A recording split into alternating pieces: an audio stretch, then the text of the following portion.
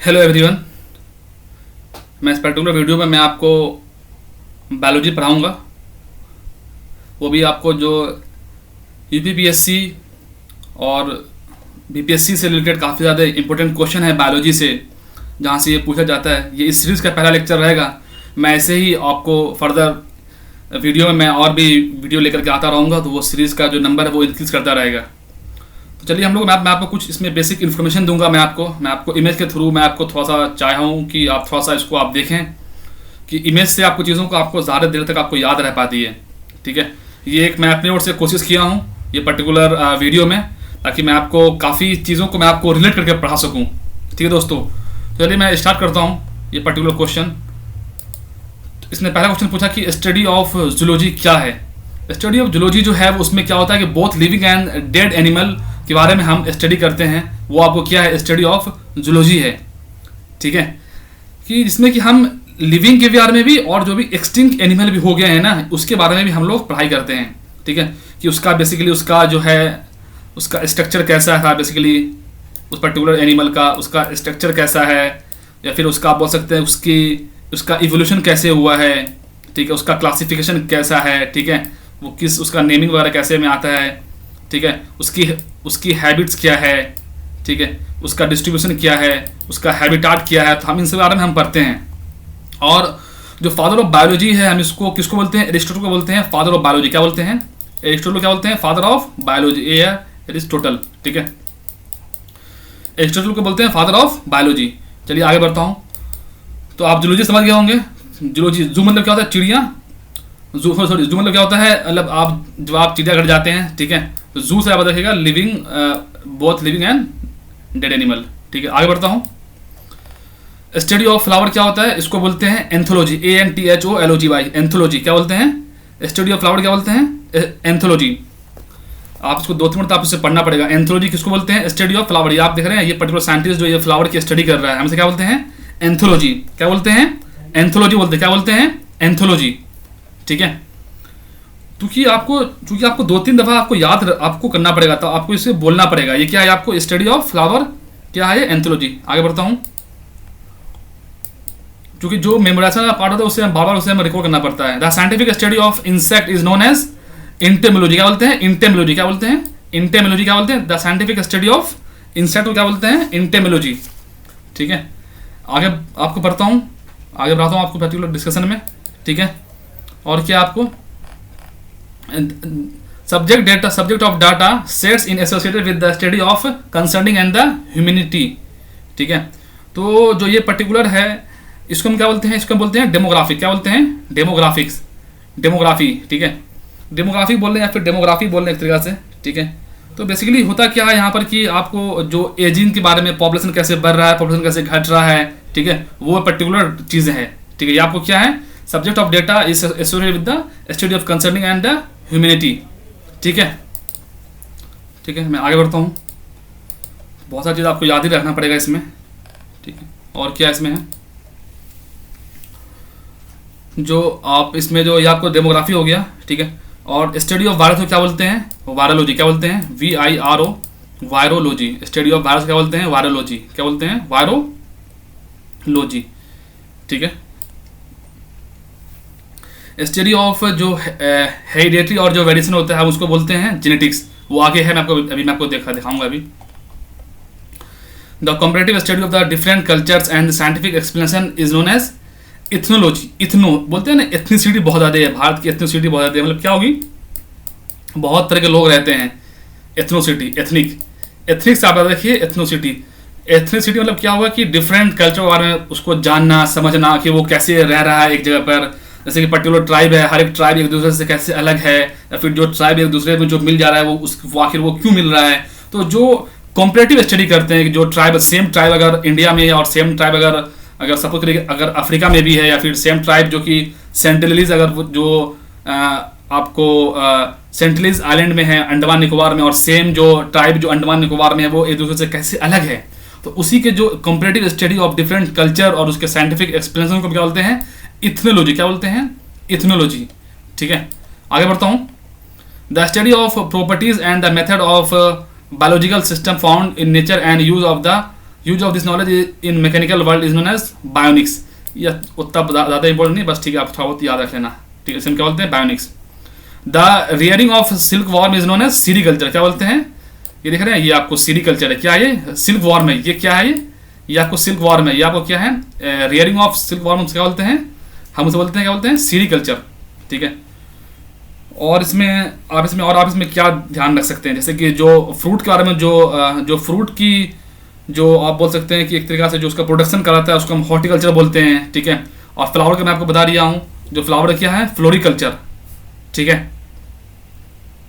जो study of flower को और उसके डेकोरेशन के बारे में हम उसे क्या बोलते हैं, फ्लोरिकल्चर, ठीक है। आगे बढ़ता हूँ। Honey bee are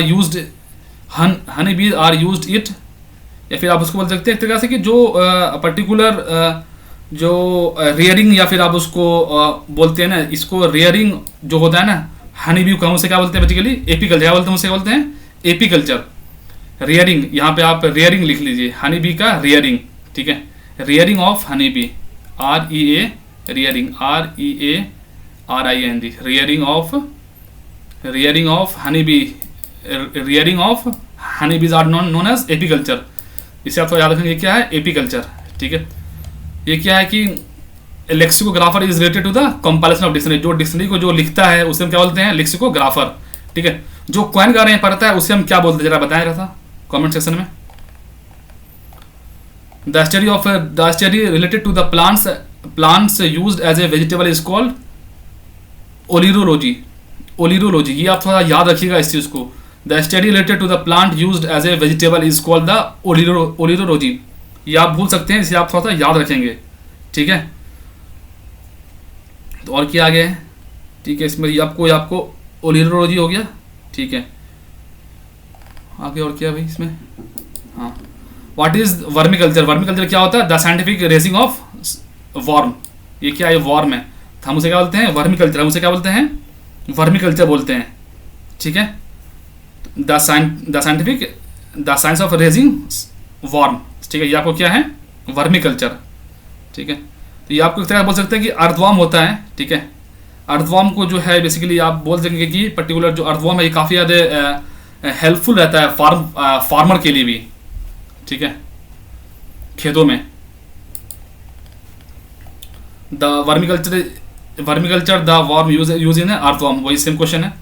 genetics deal with the heredity and variation. जो जेनेटिक्स किससे डील करता है, हेरिडिटी से और वेरिएशन से। फादर ऑफ जेनेटिक्स किसे कहा जाता है, जरा बताएं थोड़ा सा कमेंट सेक्शन में फटाफट।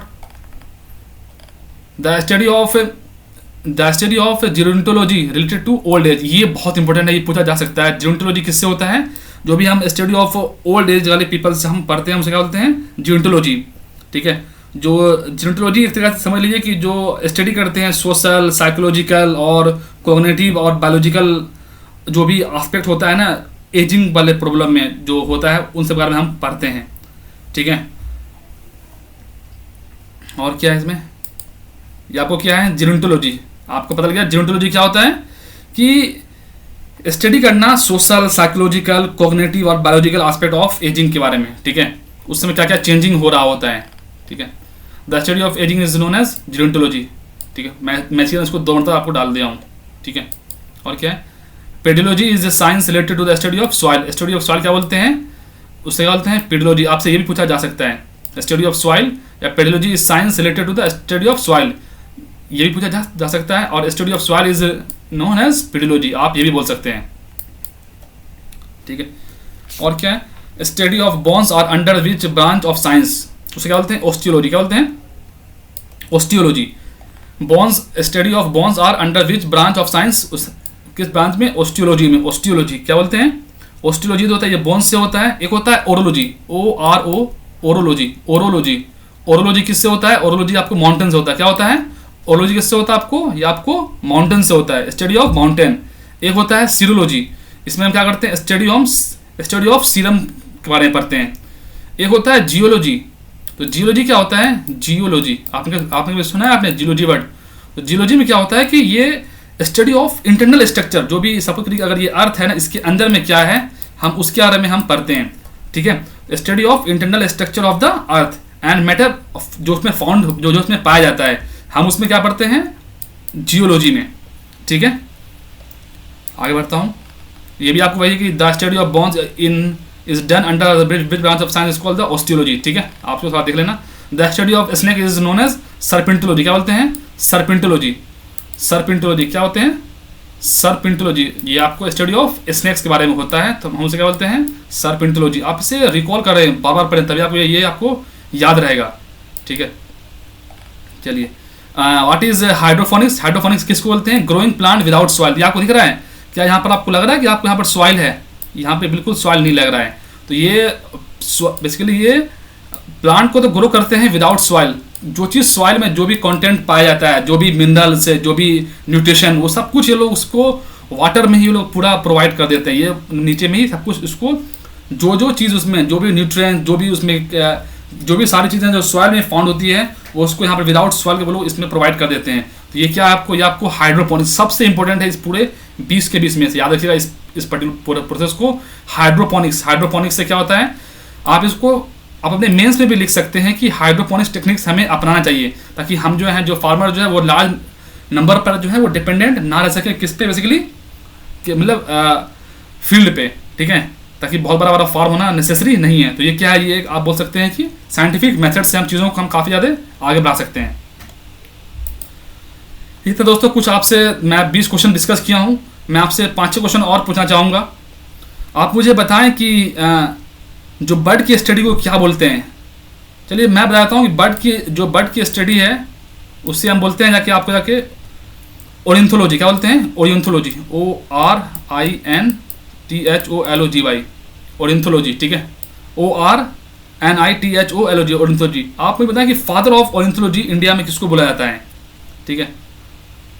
चलिए मैं भी आपको वो मैं आपको बता देता हूँ, वो डॉक्टर सलीम अली हैं, ठीक है। आप क्वेश्चन बताना है, doctor Salim Ali bird sanctuary कहाँ है, और डॉक्टर सलीम अली जो आपको नेशनल पार्क ये कहाँ है, ये दोनों आप मुझे बताएं फटाफट कमेंट सेक्शन में। एक क्वेश्चन हुआ। अब मैं आपको दूसरा क्वेश्चन आपसे पूछता हूँ जाकर के कि आप बताएं मुझे कि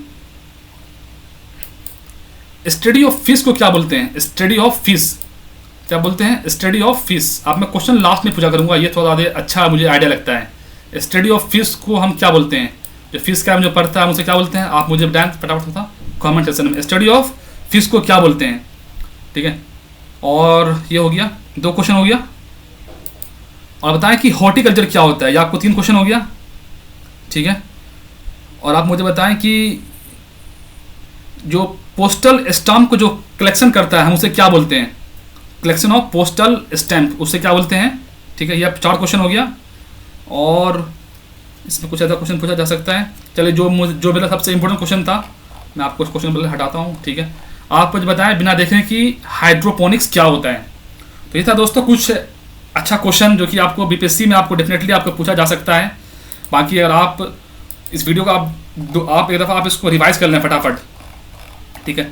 आप ऊपर जाएं फटाफट से, अगर आपको स्पीड धीमी लग रहा है तो आप इससे 1.5 पे कर लें, ठीक है। अपने अकॉर्डिंग आप चीज़ों को आप डील करें। जूलॉजी, स्टडी ऑफ जूलॉजी क्या बोलते हैं, both living and dead animal. Study of flower, anthology. Study of insect is known as entomology. यहाँ पर वही subject of the data associated with the study of the concerning and humanity, तो demography. Different culture और different scientific मतलब उसके बारे में पढ़ना उसे बोलते हैं एथनोलॉजी। ये क्या है, bionics. Rearing of silver is called sericulture, बहुत इंपॉर्टेंट है, बहुत बार पूछा जाता है। Rearing of bees is known as apiculture. Lexicographer क्या होता है, जो कंपैरिजन ऑफ डिक्शनरी करता है। जो vegetable plant study related to the plants use as a vegetable is called olericulture, ठीक है। और व्हाट इज वर्मिकल्चर, तो the science of raising earthworm, ठीक है। Genetics deal with the heredity and variation, जो इसमें क्वेश्चन पूछा उसका जवाब देना आप। Study of gerontology related to old age. The study of ageing is known as gerontology, ठीक है। The scientific pedology is science related to the study of soil. Study of bones are used which branch of science, osteology, ठीक है। The study of snake is called serpentology. The study of hydroponics, what is hydroponics, growing plant without soil. तो दोस्तों ये था कुछ आपको 20 question, काफ़ी important question है, ये आपको बीपीएससी में बहुत आपको हेल्पफुल रहेगा। बीपीएससी, यूपीपीएससी, स्टेट पीसीएस या फिर जहाँ पर ऐसे वर्ड क्वेश्चन पूछे जाते हैं। हालांकि आपको एसएससी वगैरह में आपको भी ये भी वहाँ भी जहाँ पर ऐसा क्वेश्चन पूछा जा रहा है तो डेफिनेटली ये आपको रिलेवेंट है, आप इस वीडियो को देखें, आपको बहुत ज़्यादा आपको फायदेमंद रहेगा। तो दोस्तों आज के लिए इतना ही है, और वीडियो पसंद हो तो आप इसे लाइक शेयर एंड सब्सक्राइब कर देना।